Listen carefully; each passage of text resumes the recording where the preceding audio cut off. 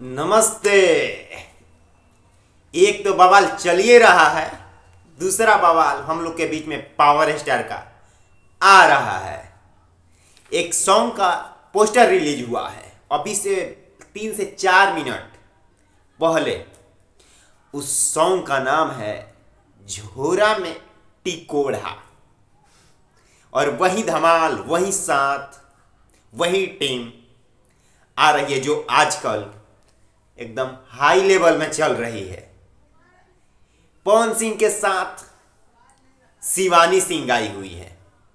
और आप लोग को तो पता ही है आजकल बवाल चल रहा है भाई, उनका जोड़ी एकदम एकदम बवाल चल रहा है।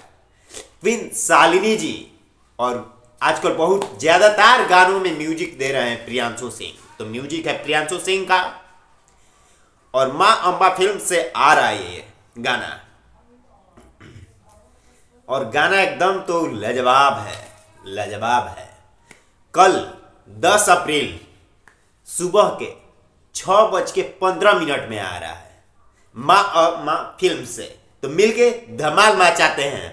शेर का, अपना पावर का गाना आते आते 8-10 घंटा ट्रेंड में ले चलते हैं।